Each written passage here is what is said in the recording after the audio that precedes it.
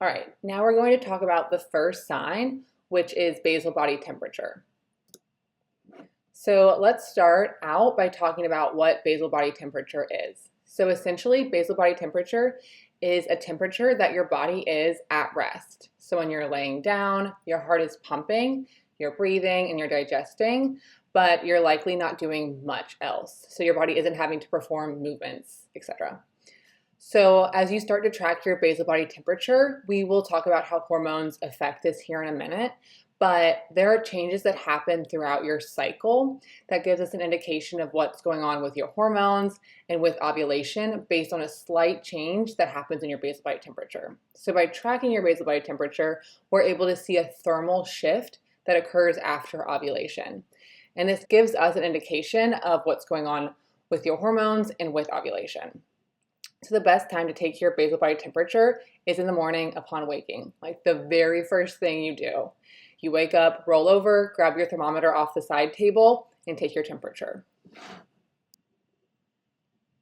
So when you start tracking your temperature and we start tracking this data, we will be able to see a change in your temperature after you ovulate. So after you ovulate, your body temperature will raise 0.5 to 1 degree. And this is how we are able to confirm ovulation has occurred. So what to know about basal body temperature? So your temperatures will be lower during the follicular phase. So that's the very first half of your cycle here. The average temperatures range from the high 96s to low 97s, but every woman is different. So tracking for a few cycles will help you get a better sense of your personal baseline.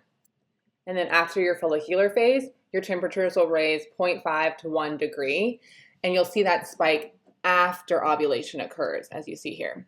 So that's why body temperature is used to confirm ovulation has occurred, because the temperatures don't raise until that egg is already ovulated, because that is when it starts to release progesterone, and that's what causes your basal body temperature to raise. So this increase tells us that ovulation has already happened, and then your temperatures will ideally remain high until your period starts again. So you see here during the luteal phase, they stay high, or your temperatures will continue to remain high throughout most of your pregnancy. So if you have high temperatures for 18 days straight, that's potential pregnancy, because your luteal phase should not be more than 16 days. And I also want to point out that taking your temperature throughout your first trimester can also tell you if you're at risk for miscarriage, because if you start to see those temperatures dropping, that could mean that your progesterone is dropping. And one of the main causes of miscarriage in the first trimester is low progesterone. So you'll be able to identify that that's potentially happening and get to your doctor ASAP.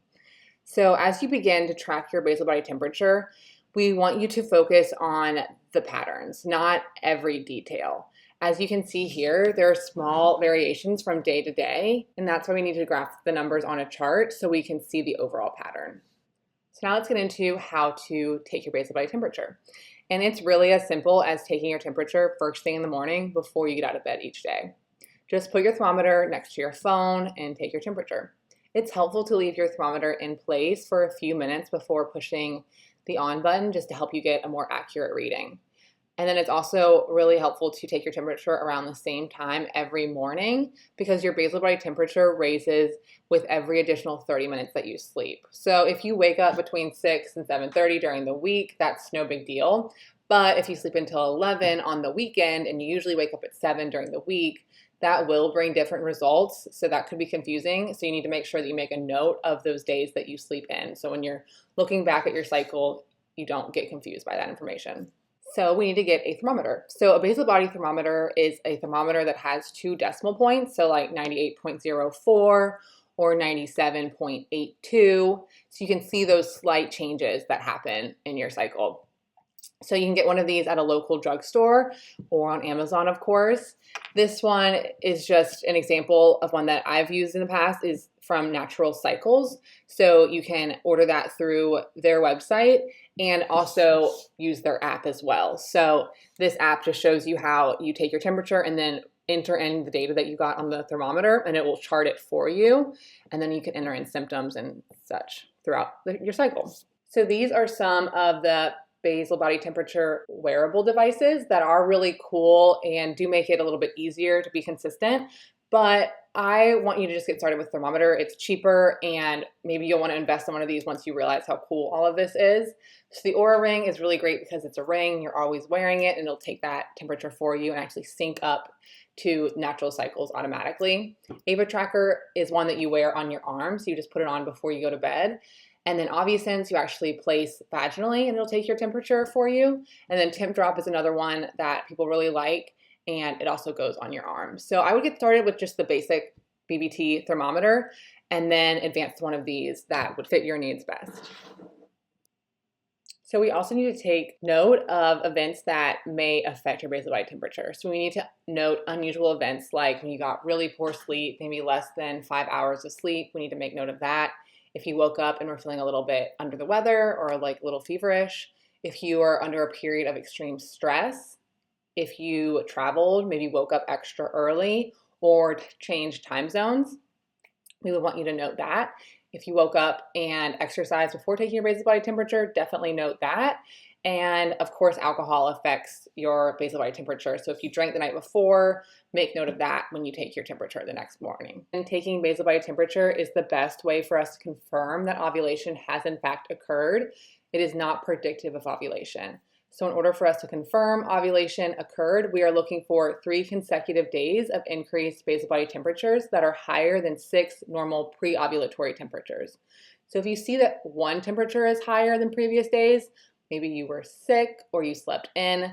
But if you start to see 3, 4, 5 consecutive days that are higher than previous days, then that means that you ovulated, and that's awesome. So whether you're taking this course to get pregnant or avoid pregnancy, just knowing that you ovulated is really huge for your health and hormonal balance.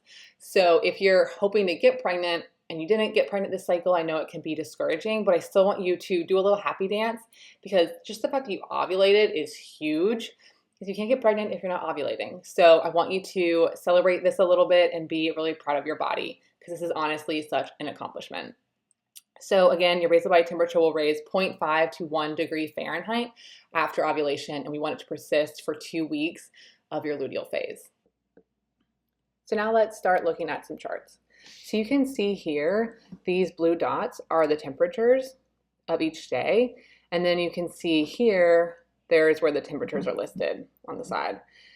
And then the cycle days are at the top, and then each day when you take your temperature, you would just go and mark it down here. So ideally, you would start tracking on day 1 of your cycle. As your temperature drops, your progesterone drops, then your temperatures stay low throughout your follicular phase. There are variations. We're not robots, but you'll see here that we have lower 97s within the follicular phase. And then you see a big jump after ovulation. So it goes up from 97.2 to 97.8, and then it stays elevated for 3 consecutive temperatures, and that's how you can confirm that ovulation has occurred. Your temperature should go up and stay up for 12 to 16 days. The average is about 14 days, but we just want to make sure that they are staying up for at least 12 days, and this tells us that ovulation happened. You made a pretty good amount of progesterone, which is essential for happy hormonal health. So then when you see your temperatures drop after 12 to 14 days, that is your progesterone dropping, and this is what triggers the bleed. So this will tell you that you're about to get your period within a day or 2. But if your temperatures stay high for 18 days straight, then this is potential pregnancy, and you would go to your doctor.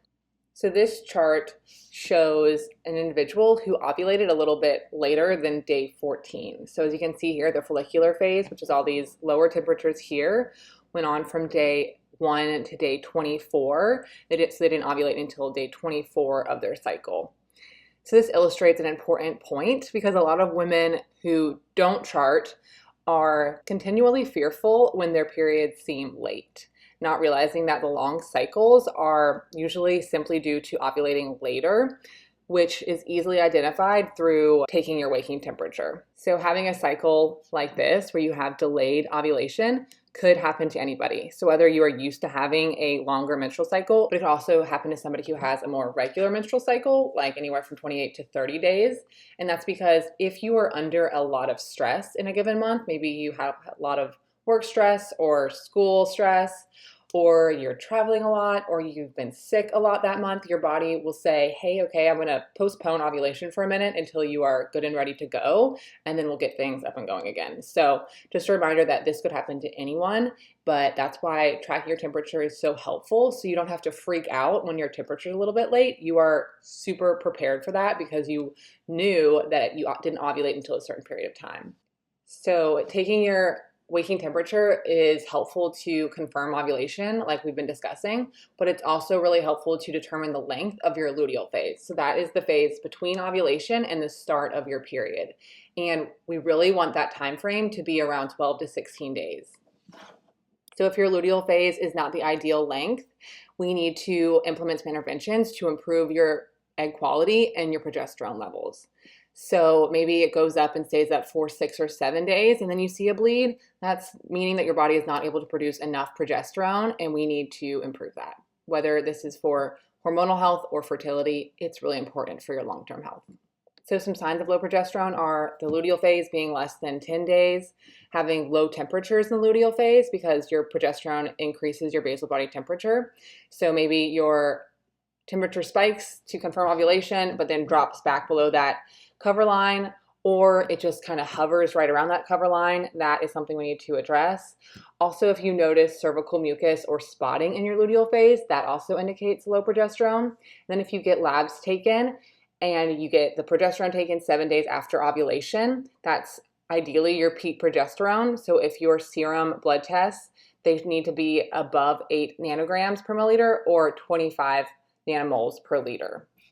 Body temperature can really show you so much into your overall health beyond just when you ovulate. So it can show you if you have low progesterone or other hormonal imbalances. It can also show you the status of your thyroid. So the thyroid is one of the most important glands in the body. It controls so many of our bodily functions, and it's intimately connected with women's hormones and just our entire general health. So if you have a lower temperature consistently when you're waking up, it's below 97, maybe in the 96s or low 97s, that indicates that you have an unhappy metabolism, and that's something we really need to work on improving. If you have higher temperatures, your waking temperatures would be consistently in the 97s and 98s. That means you have a happy metabolism, and that's awesome. So if we have a unhappy metabolism, it could indicate that you have been chronic dieting or maybe unintentionally under eating for periods of your life. Your sleep is not where it needs to be. You might have a sluggish thyroid, and that's something we need to look into. Your circadian rhythm could use some support. You're maybe not digesting your food as optimally as you could be, and there's some vitamin and mineral deficiencies that we need to address. If you have a happy metabolism, that's our goal. That means you are eating enough, you are resting enough, you have a healthy thyroid, it's feeling supported and getting all the nutrients that it needs. Your circadian rhythm is supported, and you're also digesting your food and absorbing those nutrients optimally. So just by taking our basal body temperature, we can get some really great insight into our health right off the bat. So a lot of you women are taking this course to get pregnant. So I want to reiterate what you'll be looking for on your basal body tracking chart. So if you see your temperatures post-ovulation continuing to stay elevated for 18 days straight, that is a really good indication that you're pregnant. So if your temperatures don't drop after that 16th day, it's time to test for pregnancy. If you wait till the 17th or 18th day, that gives you a better chance that you won't get a false negative. So you could take a pregnancy test on day 12 or 13 after ovulation, and you could actually get a negative, but you might actually be pregnant because it takes a little bit for your body to build up that pregnancy hormone. So if you wait a few days, it could be less triggering and give you a little bit of a buffer period, because I find a lot of women who have taken a lot of pregnancy tests find it to be triggering. So watching your temperatures and seeing them stay high for 17 days is a pretty good indication that you're likely pregnant, and that's when it's a good time to take your test. I want you to just get started. I know I just gave you a lot of information, and I do want you to understand all of this in the end, but right now I just want you to get started tracking. And that's going to give us so much information we can come back to and look at together.